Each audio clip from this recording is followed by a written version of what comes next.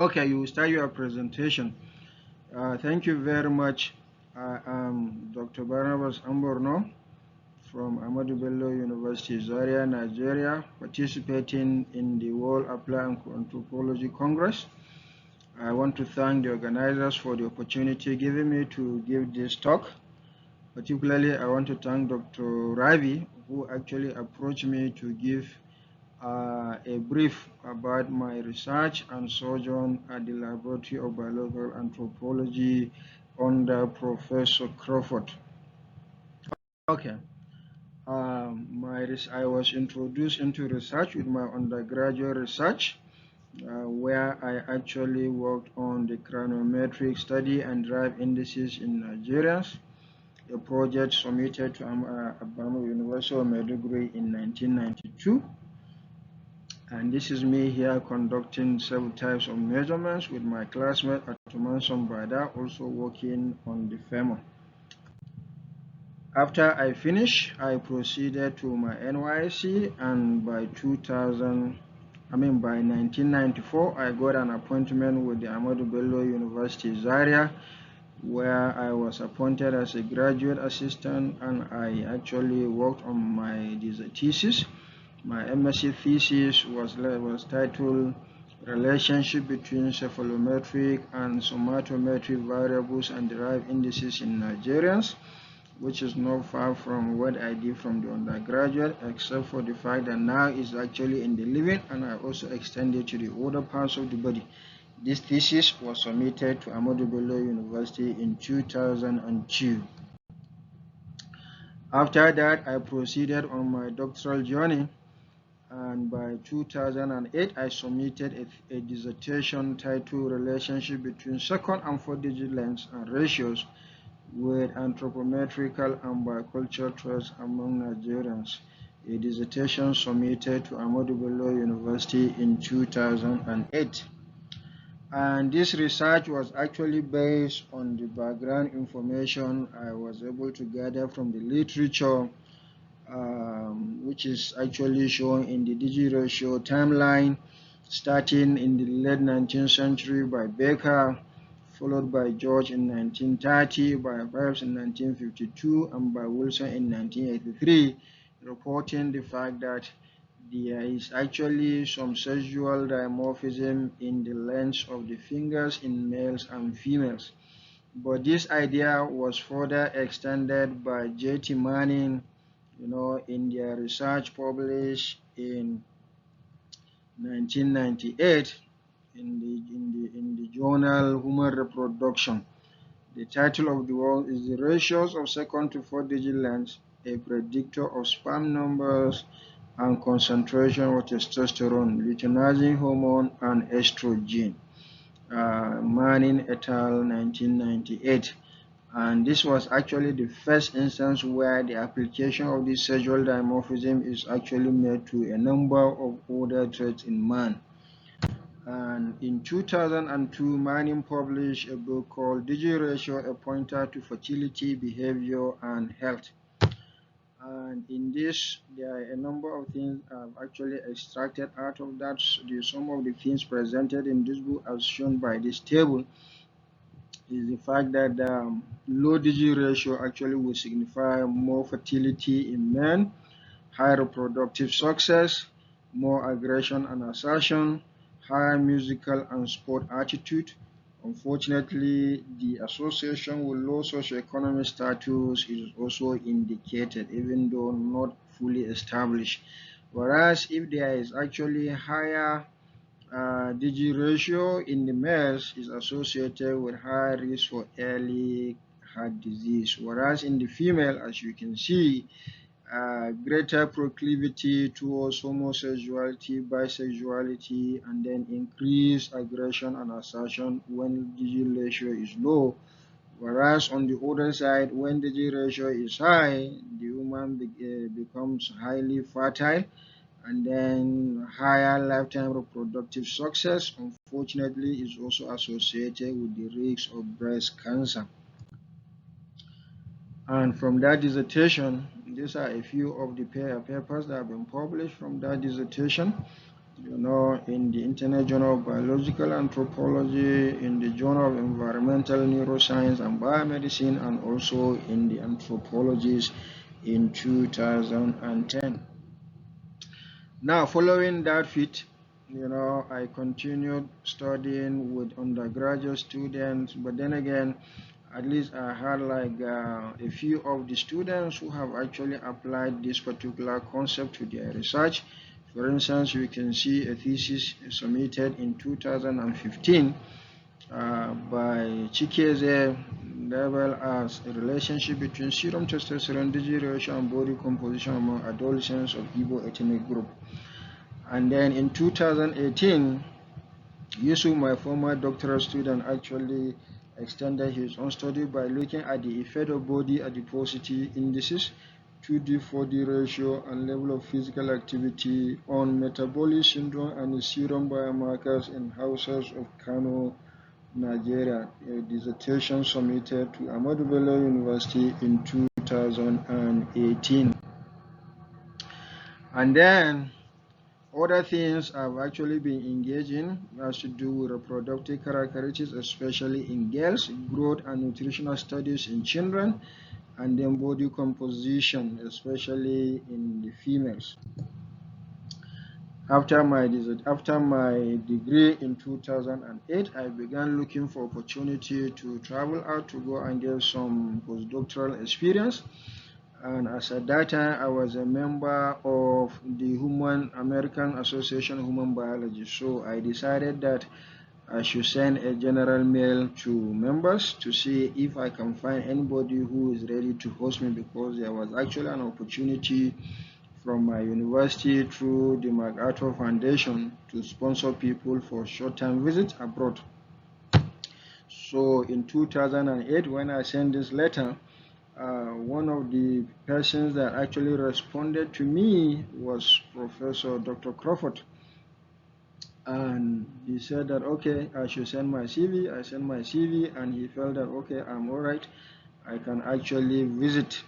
And so we started the processes. And, within that period of time, I also came across the Warner Grant Foundation for anthropological research, and I actually discovered that there is actually a grant that I could apply, which was the World Short-Term Fellowship Program, and we began the process with Dr. Crawford, so that by 2009 I was given that particular grant, and so my journey started to the University of Kansas in 2009, and I arrived in April 2009. When I arrived, some of the members of the lab that I actually met include Anne Elizabeth Justice, Christy Beatty, Gita Chitu, Nobeto Baldi, Jasem Taib, and Orion Graf. One of the things I would like you to appreciate is the fact that at this particular point in time, Dr. Baldi, who is back to Costa Rica, is actually from Costa Rica, and Jasem from Kuwait. So this gives you the idea of the level of accommodation Dr. Crawford actually has for international scholars. So this is me in the laboratory. After undergoing training, I'm actually getting a hands-on on several of the experimental protocols and stuff like that, running my gel stuff. And while I was there, I actually got an inspiration to look at Dr. Crawford's mentoring exploit, and that actually came from these three publications by Geoffrey in 2008, From the Shoulders of Giant, Perspective on the Legacy of William White Howells, and then Kelly and Suzman, in 2007, an academic genealogy on the history of American field primatologists, and then the last one, the impact family tree. Now, actually, when I discovered that, I told myself, I said there is a need to actually do a study on the mentoring that Dr. Crawford have actually done over time. And so I approached him. I said, this is what I want to do. So he said, okay, it's good. But usually this kind of thing is done when the person has actually passed. I told him, I said, yes, it is true, but I want to do this thing because it's actually fascinating to me. and I would like to get this thing across to my people back in Nigeria. So that is how I started looking at this. By the time I returned back to Nigeria, I was able to put everything together and submitted an abstract, to the national association, to the national meeting of the Anatomical Society of Nigeria, and I titled the paper "Mentoring in Biological Anthropology: The Contributions of Dr. Michael Crawford." So the idea of mentoring is actually, a younger person actually being guided by an older person, which is what Dr. Crawford has actually been doing. And this is actually becoming a very interesting thing because quite a number of societies have put up what they call their genealogy project. The mathematical genealogy project is there, which is hosted by the American Mathematical Association. And then the computer science, the computer software engineers with their geology project, which was started in 2000. So, and then several other genealogy projects have actually come to be.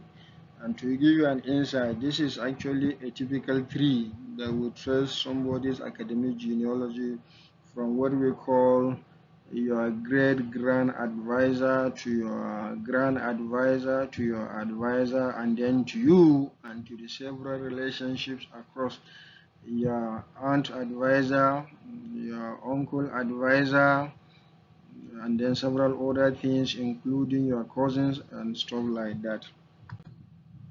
Now, this is the mathematics genealogy project. As at the time I was actually doing this, was in February 2010, and this is how the tree was. And recently I actually checked it out and discovered that by March 2020 the data has actually doubled to 288,382 records. So when we talk about a mentor, certain qualities have been identified by the American Association for Anatomists, and they are listed here: committed to mentoring process, encourages and motivates others, commits time to be a mentor, possesses the knowledge and the influence needed to be a mentor, and the willingness to share knowledge. And I think these are all attributes that Dr. Crawford has actually shown over time, and that is why we are celebrating him in this Congress.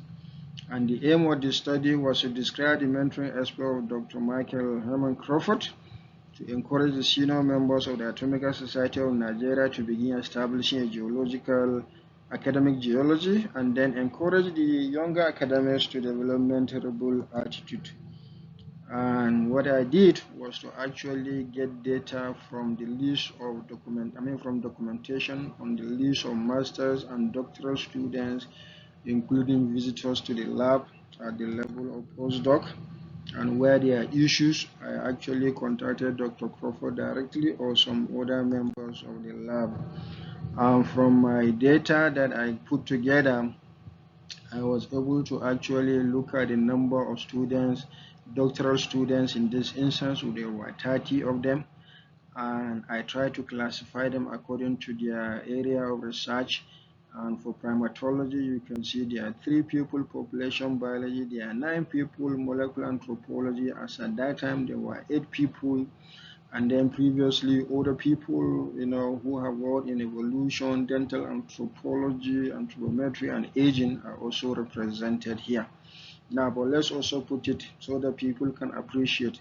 All these other studies were studies that were actually done earlier, but then towards the end of Dr. Crawford's career, he actually have moved and concentrated in the area of molecular anthropology. So this is the distribution of doctoral students and postdoc who have actually passed through the laboratory of biological anthropology. And as you can see, for the doctoral student, there are about 20 male and 10 female, whereas for the postdocs, there are actually about 13 males and about 4 females. Now, this data is as at the time of this particular write-up. I also went further to look at the descendants, and according to the genealogy, you can see Dr. Crawford is actually on top. I picked actually only 4 people to demonstrate something, and you can see the advisor 3 score. You can see Paul Sully, who graduated in 1974. I was able to trace 2 of his doctoral students. Frank Lees, 1975, I traced at least 1 student. Dr. O'Rourke, 1981, I traced 2 students. And Pamela Bright, 1982, I traced 2 students. So at the end of the day, I actually have 7 grandsons.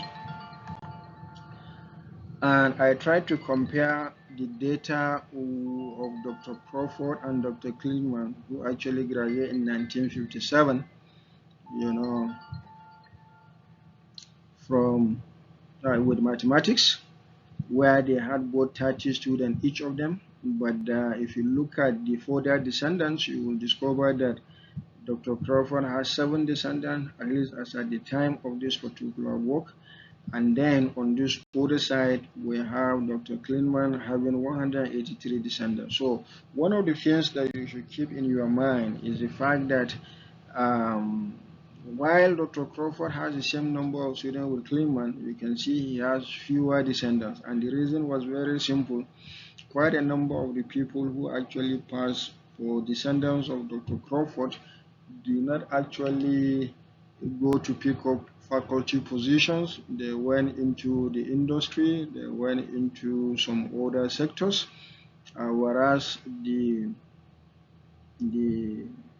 descendants of Klingman, they actually returned back to the academia and produced more doctoral by extending the genealogy of Dr. Klingman. When I returned back, or just before I returned back, I talked to Dr. Crawford if one of my staff and students will be able to visit the lab to conduct a similar study, and he obliged, such that by 2010, James Timberg was able to visit the lab, and he stayed between 2010 to 2012. So he actually did his research there, and this research is the analysis of mitochondrial DNA and Y chromosome variability, a study of 4 ethnic groups within the southern part of Kaduna State, Nigeria. A thesis, a dissertation that was actually submitted in 2015. And also by 2022, we had Solomon Yashim Ebel, who also did a similar work on the Ashilo and Ataka ethnic groups of Kaduna State, a dissertation submitted in 2022. And other activities I actually did while I was there was that I attended a number of instructional library workshop series organized by the ICT department.